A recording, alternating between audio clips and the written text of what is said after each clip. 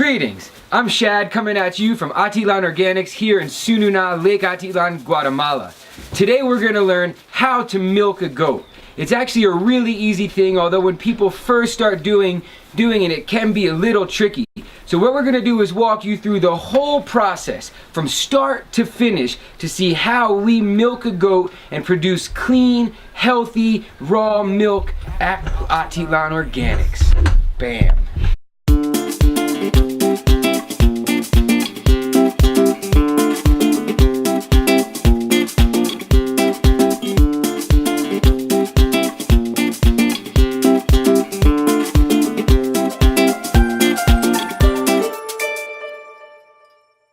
Okay, so here we are at the goat barn.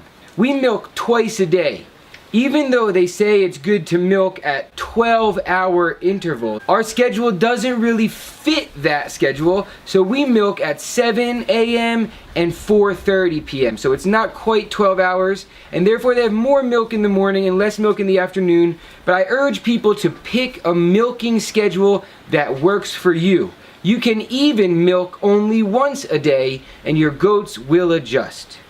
So when we arrive, we first get our scale because we weigh the food, the amount of food that the goats eat morning and evening, and we also weigh the amount of milk that they give. So the first step is to weigh out our food.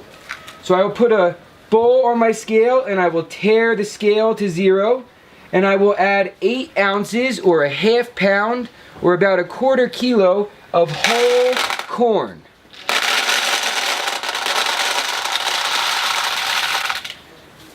Any corn that drops, the goats will just eat.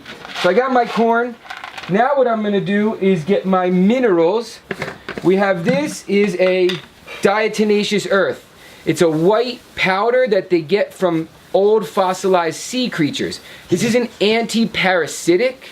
It helps the fur and the bone quality because it's also high food grade silica. This is a great natural dewormer and just general preventative health care for goats. That's diatomaceous earth.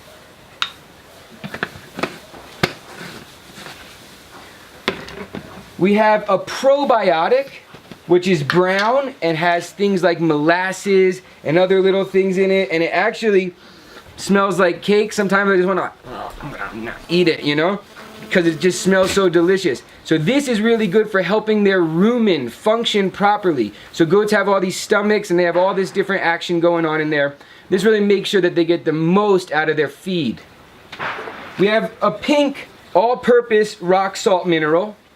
It's just a basic thing that you can use for any livestock. We have kelp, which is dried seaweed or algae from the ocean, and this has high iodine amongst many other minerals.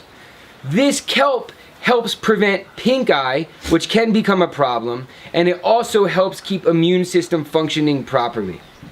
Finally, the 5th mineral that we add daily is dolomite or calcium magnesium. This is helpful in maintaining alkaline conditions in the body and especially in the udder. This helps prevent mastitis and make sure that there's enough of the calcium and everything that the goat needs to continue producing good quantity and quality milk while maintaining her health. Aside from the minerals that we use daily, we also use copper every 6 months. This is called CopperSure. The copper is super important. As a side note, goats have the highest demand of copper for any domesticated animal. The levels of copper that would keep a goat healthy are actually toxic to other domesticated animals like sheep or cows. And we found that this CopperSure applied every 6 months orally is a perfect fix of the copper that they need. The copper helps the immune system, it also helps prevent mastitis, and it also just makes them look a lot better. You can find copper deficiency by noticing if your goat's hair is all frayed at the end, like split ends, or if it's rougher. It'd be really extreme copper deficiency, you might even see bald patches. But even when it's less extreme, bald patches on the tail will be a sign that your goats need copper. I spend so much time on the minerals because I believe that it's the minerals that maintain the health of the goats. Using minerals to keep your livestock healthy also ensures that the manure that they poop is mineral rich and will also be applied to your land, therefore mineralizing the land at the same time.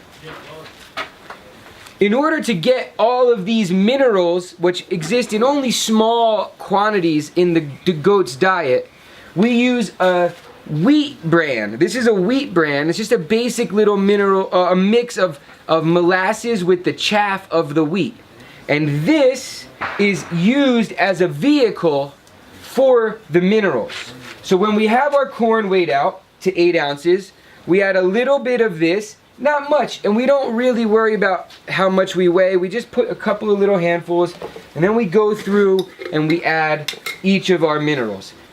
In the afternoon, the goats get only 8 ounces of corn. They do not get the wheat chaff or any minerals. Only minerals in the morning. Once our food is weighed, we then need to prepare everything we need to actually take the milk out of the goats. So, we re-tare our scale to our milking pail. And we tare it to 0 again in order to be able to measure all the milk. Alright, we have this. That's one thing. Next, we have our milking pail, which is just a stainless steel pot. And we have a cheesecloth that we boil twice a day, and a strainer, again, that gets boiled. The cheesecloth acts to get all the little bit of hair that might fall into the milking pail. So when we take the milk from the goat, it goes directly into the milking pail. Then we pass it through the cheesecloth and strainer directly into our stainless steel milk receptacle. So we just put it like that, get this all ready. The last step is that when I go to approach the goat, the first thing I do is I actually leave the milking pail, but I bring one rag that's been soaking in bleach water. Very, very small amount of bleach in a bucket of water. And this rag is what we use to clean the teats, the udder, and then the legs and thighs and butt and tail last of the goat to reduce the amount of hair that will fall into the milking pail.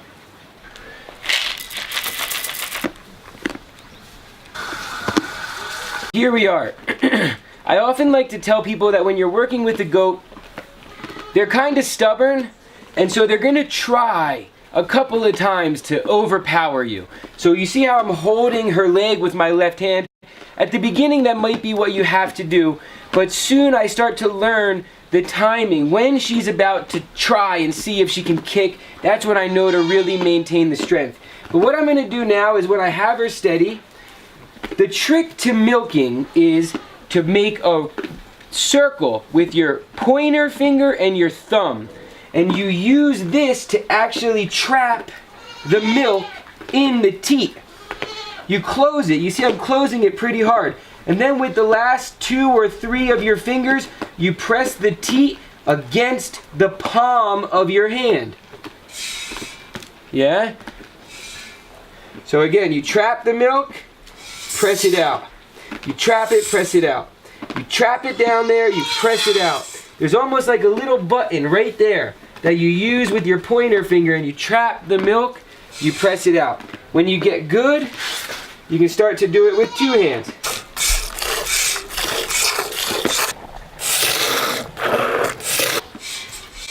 When the udder is really full, it's harder to get it to go straight because the udder's pretty tight, but as it empties out, it just starts to go in.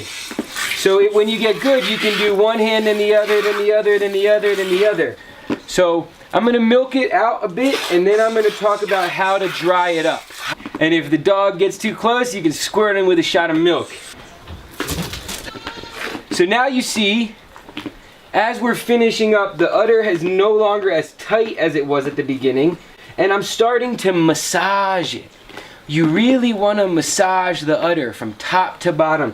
You actually feel there's 2 bags. There's a bag there, and then there's another bag there. And on the inside, you can feel it kind of wraps up, tightens up in there.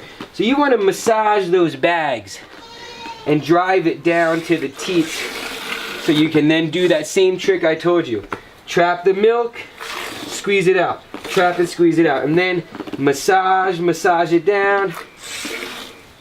And you really want to strip it. This is actually the most important thing. When we teach new people, apprentices and stuff, how to milk, the number one concern that I have is that they don't take out all the milk.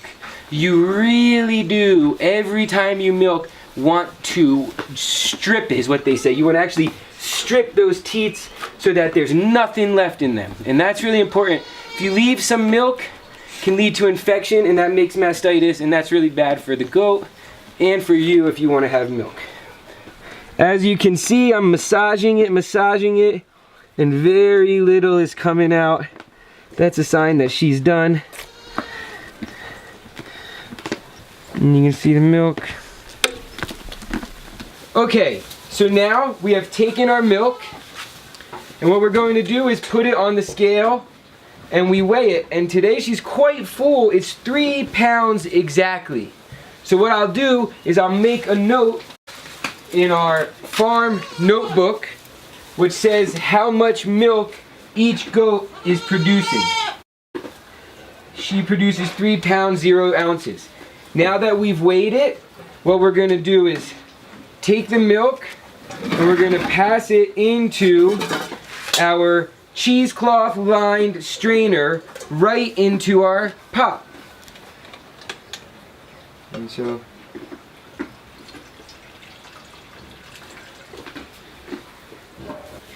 when the milk is all poured through, we'll lift this strainer and we'll set it over here, and we put the lid directly on our milk, and now our milk is good to go. To wrap it up, the last step is I will walk Virginia back to the goat house where she will chill out and relax until about 9:30 or 10 a.m. At that point, all the goats go out for a 2-hour walk. And on this walk, they eat all kinds of plants. And so that's where the majority of their food comes from. After milking in the afternoon, we give them some green material that we cut during the walk, and that holds them over till the morning when we start it all over again. Alright, so now everything has been rinsed, and as you see, what I like to do is take all the first rinsing of milk. What is this for? This is for anything. That milky water is high protein, high mineral. It's also probiotic. It has a lot of beneficial bacteria in there. We spread this evenly across the hen food, the meat bird food, the pig food, and the dog food. So they all get a benefit from what would otherwise be a waste. So once we've done the first rinsing, I do a bit more of a thorough rinse, and then we bring boiling hot water and we wash all 4 pieces of equipment that have touched the milk. So we strongly recommend a first rinse, a second rinse, both in cold water, and then a final scalding. To wrap it up, I'm obviously going to have a cup of milk that I worked not so hard for. Hey, brother. Whoa, dude, what's going on, dude? I was just shooting this how to milk a goat video. What have you guys been up to? Just picking some beet leaves. See, Yeah, this is no greens. beet. This ain't a beet, man. Beet greens. Oh, beet greens. For the salads. Tight, dude. Yeah. These are nice. And what is that? This is flour for salad. Salad flowers. Bam. Tight. So what'd you guys do? You went in, clipped the leaves. Yeah. What are you gonna do now? We're gonna wash them. We're gonna learn How many times? Triple wash in filtered water and disinfected. Bam. Bam. Bam. Bam. Tight. They're learning. They're learning. If you learned something and you enjoyed yourself, subscribe to our mildly famous YouTube channel. Salute.